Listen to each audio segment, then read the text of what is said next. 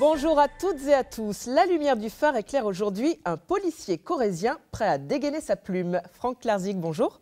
Bonjour. Plein phare sur votre double vie, policier à Brive et auteur de romans policiers. Quelle vocation vous est venue en premier?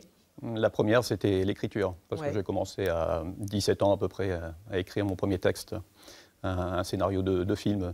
Policier? Une comédie policière, oui. Une comédie policière, d'accord. Ouais. Donc c'est un scénario parce que je suis fan de cinéma et donc il m'était venu l'idée d'écrire ce scénario et bon, il y a 400 pages là dans un tiroir qui attendent un producteur, un réalisateur qui serait intéressé. Et du coup, pourquoi vous êtes allé vers le métier de policier? Le métier, c'est un peu le hasard, hein.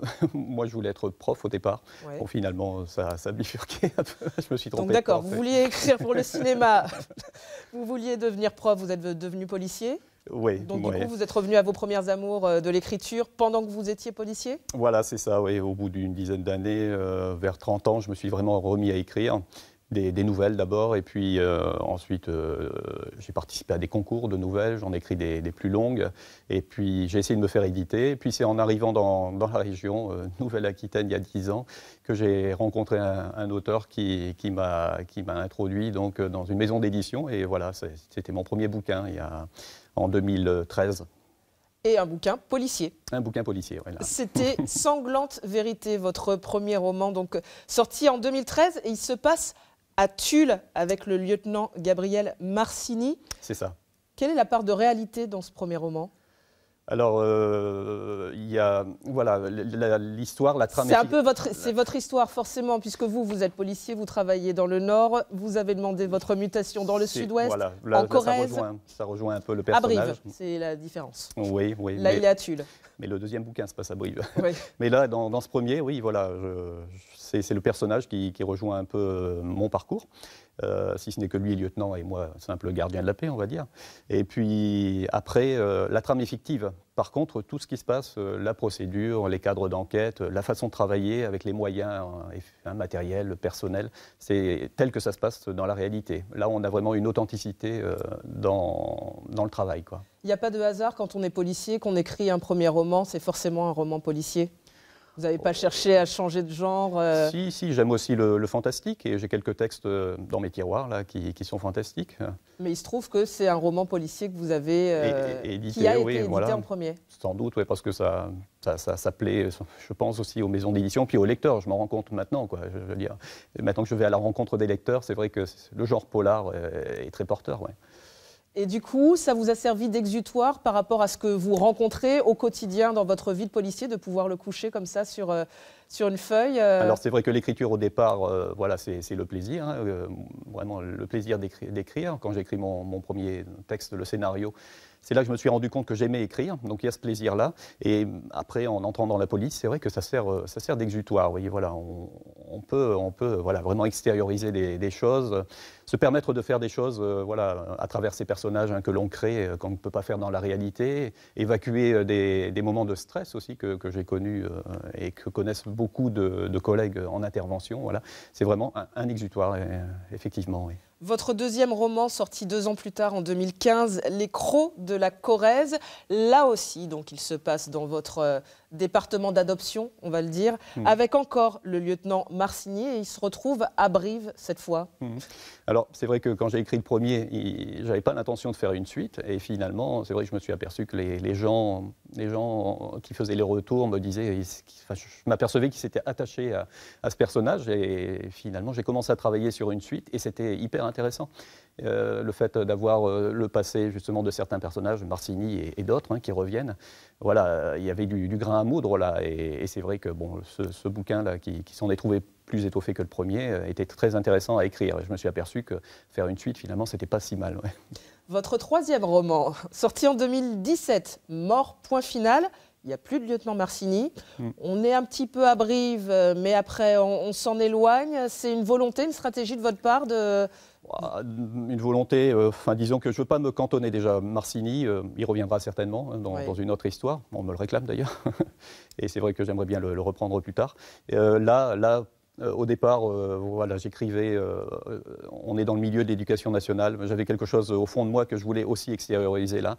Hein, c'était une histoire de harcèlement qui m'avait touché hein, de près, et c'est vrai que j'avais une certaine rage à évacuer, hein, d'où la création de ce prof qui pète les plombs et qui s'en prend à ses élèves. Voilà, c'était la façon à moi d'extérioriser aussi cette rage.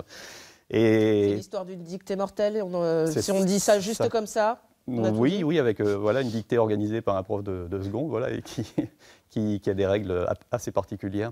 Et donc, oui, on démarre dans un lycée de Brive, et l'enquête après nous emmène en région parisienne. Et il se trouve, oui, que j'ai trouvé une nouvelle maison d'édition, la Lucien Souni hein, de Limoges, qui était tout à fait partante hein, pour voilà, que j'élargisse mes horizons. Et puis c'est vrai que bon, les choses pas ont fait que... Pas forcément être ancré dans un département, région, dans une ville. Voilà, tout en travaillant donc, pour une maison d'édition de la région. Oui. Comment vous répartissez vos passions entre policiers, écrivains, c'est policier le jour, écrivain la nuit Oui, alors c'est vrai que c'est plutôt le soir que j'écris. Il faut composer. Hein. J'aimerais bien pouvoir écrire plus, mais bon, les obligations, travail, famille m'en empêchent. Donc, bon, ceci dit, j'arrive quand même à trouver du temps et... Alors c'est assez difficile. Mais... Les deux vous sont indispensables, vous ne pourriez pas laisser tomber au bout d'un moment oui, le métier de policier Si, je pense que j'y arriverai. Alors, bon, là, financièrement, ce n'est pas encore trop possible. Mais bon, comme la lecture, oui, j'ai besoin de l'écriture aussi. Je lis toujours, j'ai toujours un bouquin avec moi. Mais l'écriture aussi, c'est aussi autre chose, un autre style d'évasion. Oui. Et j'en ai besoin.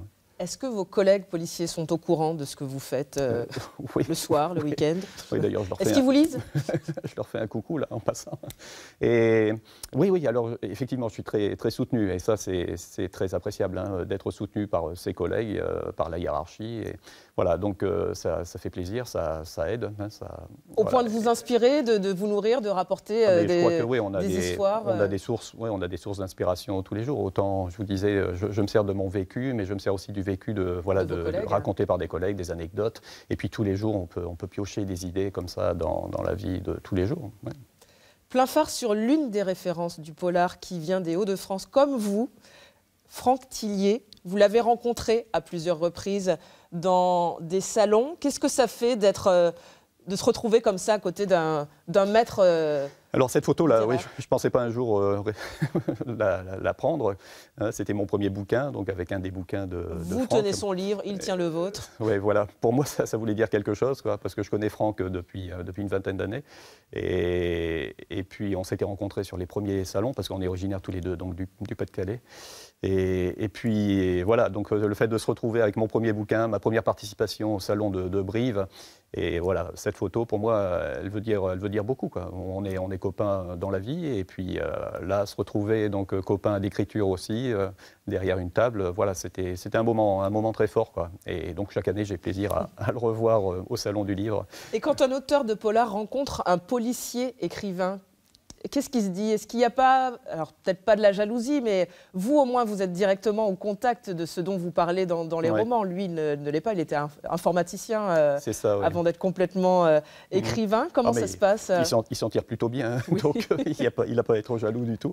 Non. Par contre, mais il cherche à savoir peut-être des choses que seul un policier peut connaître. Il glane aussi des informations, oui, qui peuvent toujours alimenter donc ces histoires à lui et d'autres auteurs hein, aussi hein, qui ne sont pas dans la police, qui se renseignent, voilà, parce que chacun essaye d'avoir ses sources de renseignements, comme moi j'essaye d'en avoir dans d'autres corps de métier, voilà, parce qu'on a besoin de tous les renseignements. Mais il ne vous pose pas de questions à vous directement? Franck, non, mais d'autres auteurs le font, oui. Ouais. Mais voilà, Franck a son réseau d'informateurs, je pense, dans le Nord, voilà, qui lui suffit. Plein phare sur le cinéma, vous le disiez, c'était votre première passion. Vous avez commencé par l'écriture de scénarios et on va découvrir un projet sur lequel vous avez travaillé et dans lequel vous avez joué, oui, car vous êtes là avec votre bandeau de policier à gauche. Ouais. Projet hybride, qu'est-ce que c'est? Mais il y a 2 ans, il y a une jeune femme, Angélique Marchal, qui est venue vers moi parce que bon, elle avait entendu parler de mes écrits et puis elle cherchait à écrire donc un scénario. Et elle est venue vers moi et on a coécrit donc ce scénario, projet hybride, et je pensais que ça allait s'arrêter là, voilà. Ouais. Et puis elle m'a demandé voilà, de jouer aussi dans ce film. Mais bon, voilà, je lui ai dit, mais je ne suis pas acteur du tout. Elle me dit, mais si, elle me disait, tu as fait du théâtre, ça va le faire. Et puis finalement, on s'est retrouvés toute une bande d'amis, de nouvelles connaissances. Et en fait, on a monté ce petit film, qui devait être un court-métrage et qui finalement dure 1h30. D'accord. Il est en fin de montage, là. Et puis, il devrait participer à des festivals. Alors, bon, ça reste un projet amateur, quoi, mais une expérience formidable, quoi, voilà, qui rejoignait le cinéma, l'écriture. C'était vraiment très intéressant. Et voilà, vraiment quelque chose de fort aussi, des moments vraiment, vraiment bons passés avec ces gens. Voilà, c'était un réel plaisir. Vos sources cinématographiques, policières, on va en découvrir une. C'est plutôt de l'ordre de la comédie musicale. En même temps, c'est ce que vous aviez écrit à 18 ans. Et on vous découvre à gauche dans les Blues Brothers. Alors non, les Blues Brothers, c'est ce que... Moi, c'était plutôt Jack, à droite. Ouais. Non, mais oui, bon, ça, c'était un petit clin d'œil, voilà, parce que ça rejoint deux passions, en fait, le cinéma et puis la musique, voilà, parce que je suis fan de rhythm and blues, de jazz et de blues. Bon, là, c'est du rhythm and blues avec les Blues Brothers. Et puis, donc voilà, ouais, c'était aussi, voilà. Le projet que vous avez écrit à 18 ans, qui dort dans votre tiroir, c'est un peu une comédie musicale style Blues Brothers. Il est aussi directement relié aux Blues Brothers parce que, ouais, j'y mets de la musique. C'est un scénario, c'est pas un roman, mais j'y mets la musique des blues, ouais, dans le film. Plein phare sur les liens qui vous unissent à la Nouvelle-Aquitaine. Vous avez demandé à être muté à Brive-en-Corrèze. Vous habitez en Dordogne et on va découvrir une belle photo de la Dordogne. Pourquoi vous teniez tant que ça à rejoindre notre belle et grande région? Très jolie vallée, là, ouais, c'est pas loin de chez moi. En fait, en 2006, on avait déjà l'idée de déménager des Hauts-de-France, comme le dirait Danny Boone, et de descendre dans le sud. On n'était pas fixé sur une région particulière. Et quand on a découvert, lors de vacances en 2006, la vallée de la Dordogne, on était sur Bretenoux, donc Beaulieu, mais bon, Brive, Périgueux. On avait visité tout ça, on avait bien rayonné pendant les vacances et on est tombé amoureux de la région. Et d'ailleurs, un an plus tard, on emménageait près de Brive, quoi. Et d'où ces photos là, voilà, de nos vacances là, où on avait découvert tout ça, quoi. Merci Franck Lerzik d'être venu dans Plein Phare. Merci à vous de nous avoir suivis et à bientôt.